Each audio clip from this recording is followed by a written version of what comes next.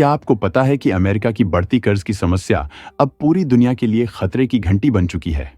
और ये चेतावनी दी है किसी आम विश्लेषक ने नहीं, बल्कि IMF की first deputy managing director Gita Gopinath ने। हाल ही में फाइनेंशियल टाइम्स को दिए इंटरव्यू में उन्होंने साफ कहा कि अमेरिका को अब अपने लगातार बढ़ते कर्ज को कंट्रोल करना ही होगा।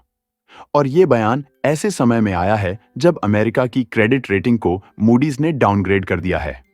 वजह? बढ़ता सरकारी खर्च, भारी ब्याज भुगतान और ट्रंप प्रशासन की ओर से प्रस्तावित टैक्स कट्स, जो देश के फिस्कल घाटे को और भी बढ़ा सकते हैं।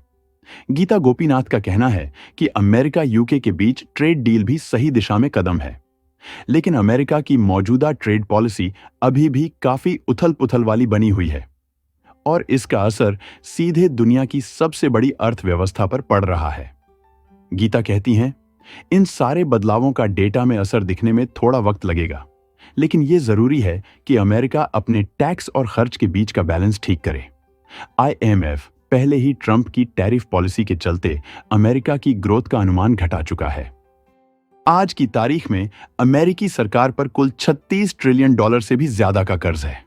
यह कोई मामूली आंकड़ा नहीं, यह देश की पूरी सालाना कमाई यानी GDP का 122% है। और सबसे चौंकाने वाली बात यह है कि यह कर्ज हर 3 महीने में करीब $1 ट्रिलियन और बढ़ रहा है। कोविड महामारी के दौरान साल 2020 में यह अनुपात अपने सबसे खतरनाक स्तर 133% तक पहुंच गया था। और अब भी अमेरिका उसी रास्ते पर बढ़ता जा रहा है जहां उसका खर्च उसकी कमाई से कहीं ज्यादा है। बुधवार को अमेरिकी शेयर बाजार बुरी तरह से धड़ाम हो गया और वजह थी ट्रेजरी यील्ड्स में तेज उछाल। निवेशकों को डर है कि अगर अमेरिकी कांग्रेस ट्रंप सरकार का प्रस्तावित टैक्स कट बिल पास कर देती है तो सरकारी कर्ज में खरबों डॉलर का इजाफा हो सकता है। सोचिए, एक तरफ अमेरिका पहले ही ऐतिहासिक कर्ज बोझ के नीचे दबा है और दूसरी तरफ और टैक्स में कटौती की तैयारी चल रही है। ऐसे में बाजार का घबराना लाजमी है। ग्लोबल इन्वेस्टर्स अब साफ तौर पर अमेरिका को रिस्क मानने लगे हैं, क्योंकि रिटर्न अगर डॉलर में है और वही डॉलर नीचे गिर रहा है तो मुनाफा कागज पर ही रह जाएगा, उल्टा नुकसान झेलना पड़ सकता है। यहीं से एक सवाल उठता है, अगर अमेरिकी शेयर मार्केट इतना मजबूत है तो उन्हें बेचने की जरूरत क्यों पड़ रही है? और जब बाजार में इतनी अनिश्चितता हो तो निवेशक स्वाभाविक रूप से सुरक्षित ठिकानों की ओर भागते हैं, जैसे कि सोना, और यही हो रहा है। यूरोप के कई देश जो अमेरिका के करीबी सहयोगी माने जाते हैं, अब अपनी मुद्रा की स्थिरता और आर्थिक सुरक्षा के लिए सोने की खरीदारी बढ़ा रहे हैं। उदाहरण के लिए जर्मनी, फ्रांस और इटली जैसे देशों ने अपने स्वर्ण भंडार में वृद्धि की है। पोलैंड और हंगरी ने हाल के वर्षों में लगातार अपने स्वर्ण भंडार में वृद्धि की है।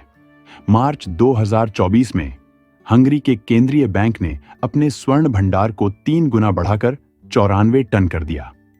इसी तरह पोलैंड ने भी अपने स्वर्ण भंडार को बढ़ाने के लिए बड़े पैमाने पर निवेश किया है।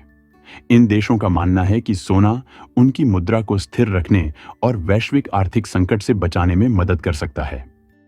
यह दिखाता है कि कई देश अब अपनी मुद्रा को स्थिर रखने और किसी भी आर्थिक संकट से बचने के लिए सोने में निवेश कर रहे हैं। पिछले कुछ सालों में दुनिया की अर्थव्यवस्था में बड़ा बदलाव हो रहा है। कई देश अब अमेरिकी डॉलर पर कम निर्भर रहना चाहते हैं और इसके लिए वे ज्यादा सोना खरीद रहे हैं। खासकर ब्रिक्स देश ब्राजील, रूस, भारत, चीन और दक्षिण अफ्रीका सोने का इस्तेमाल अपने पैसे की ताकत बढ़ाने और डॉलर के असर को कम करने के लिए कर रहे हैं। भारत हमेशा से सोने का बड़ा खरीदार रहा है, लेकिन हाल के सालों में इसकी खरीदारी और ज्यादा बढ़ गई है। 2024 के पहले 11 महीनों में भारत ने $47 अरब का सोना खरीदा, जो अब तक का सबसे ज्यादा है। यह 2023 में $42.6 अरब के मुकाबले भी ज्यादा है। इसका मतलब है कि भारत अब सोने को अपनी अर्थव्यवस्था को सुरक्षित रखने का एक मजबूत तरीका मान रहा है। विशेषज्ञों का कहना है कि यह कदम भारत की अमेरिकी डॉलर पर निर्भरता कम करने की दिशा में एक बड़ा संकेत है। इस बीच अमेरिकी अर्थव्यवस्था का हाल यह है कि पहले तिमाही में GDP निगेटिव रही, रेसिप्रोकल टैरिफ्स लागू होने से पहले ही। उपभोक्ता आत्मविश्वास तो महामारी के समय के बाद सबसे निचले स्तर पर है। असल में यही डरा देने वाली बात है।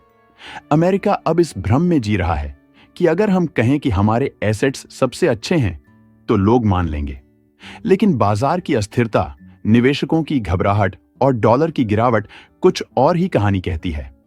जेनेट येलन तक ने चेतावनी दी है कि चीन से आने वाले मिनरल्स और मटेरियल्स पर भारी टैरिफ से अमेरिकी कंपनियों की हालत पतली हो जाएगी, खासकर हाई मार्जिन इंडस्ट्रीज जो क्लीन एनर्जी, बैटरियों जैसे क्षेत्रों पर निर्भर हैं। मार्च में गुड्स ट्रेड गैप रिकॉर्ड 162 अरब डॉलर पर पहुंच गया, यानी अमेरिकी पहले से ही सस्ता सामान स्टॉक कर चुके हैं टैरिफ्स से पहले, और अब पूंजी अमेरिका से निकलकर एशिया की ओर बह रही है। इसकी बड़ी वजह है डॉलर की गिरती कीमत और व्यापार युद्ध से जुड़ी अनिश्चितताएं। चाइना इन्वेस्टमेंट कॉरपोरेशन भी कुछ अमेरिकी प्राइवेट निवेश बेचने की योजना बना रहा है। बताया जा रहा है कि इस सौदे की कीमत $500 मिलियन से लेकर $1 बिलियन तक हो सकती है। अमेरिका का ध्यान खास तौर पर कम्युनिटी बैंक, छोटे बैंक और क्षेत्रीय बैंकों पर है, जो पिछले कुछ सालों में बहुत मुश्किल में आ गए थे। ये बैंक लगभग खत्म होने की कगार पर थे क्योंकि वे कर्ज देना बंद कर चुके थे। अब मकसद है कि इन बैंकों को फिर से कर्ज देना शुरू करना पड़े ताकि अर्थव्यवस्था को बढ़ावा मिले। इसका मतलब है कि सरकार का खर्च थोड़ा कम हो रहा है और ट्रंप प्रशासन कॉरपोरेट टैक्स यानी कंपनियों पर लगने वाला कर घटाकर 21% से घटाकर लगभग 15% करने की योजना बना रहा है। साथ ही नियमों को भी थोड़ा ढीला किया जा रहा है ताकि बैंक ज्यादा से ज्यादा लोन दे सकें। लेकिन इस पूरी योजना का एक बड़ा असर अमेरिका के वित्तीय घाटे पर पड़ता है, क्योंकि जब सरकार खर्च कम करेगी तब भी उसे इन सब योजनाओं को पूरा करने के लिए पैसा कहीं से लेना पड़ेगा। इसका मतलब है कि अमेरिकी सरकार को लगातार उधार लेना होगा। और यह पैसा कहां से आएगा? यह पैसा आएगा ग्लोबल इन्वेस्टर्स से, जो अमेरिकी डॉलर में निवेश करेंगे और अमेरिकी बॉन्ड यानी सरकारी कर्ज खरीदेंगे। मार्च महीने में अमेरिका के गुड्स ट्रेड गैप यानी आयात निर्यात के बीच का अंतर लगभग 9.6% बढ़कर 162 अरब डॉलर तक पहुंच गया, जो इतिहास में सबसे बड़ा है। इसका मतलब है कि अमेरिकियों ने चीन पर लगाए गए टैरिफ यानी आयात शुल्क से पहले सस्ते सामान खरीदने के लिए ज्यादा पैसा विदेशों में भेजा। यह चाल समझदारी से भरी थी, लेकिन इसका एक और मतलब यह भी है कि ग्लोबल कैपिटल अब अमेरिका से बाहर निकलकर एशिया जैसे अन्य क्षेत्रों में जा रही है।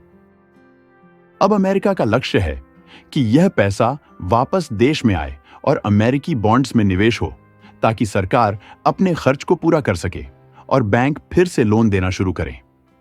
यह प्रक्रिया अमेरिका की अर्थव्यवस्था को मजबूत बनाएगी, लेकिन इसके लिए सरकार को ग्लोबल इन्वेस्टर्स का भरोसा बनाए रखना जरूरी है। अगर आपको यह जानकारी अच्छी लगी हो तो लाइक जरूर करें और चैनल को सब्सक्राइब करें ताकि आपको ऐसे ही नए अपडेट मिलते रहें। धन्यवाद।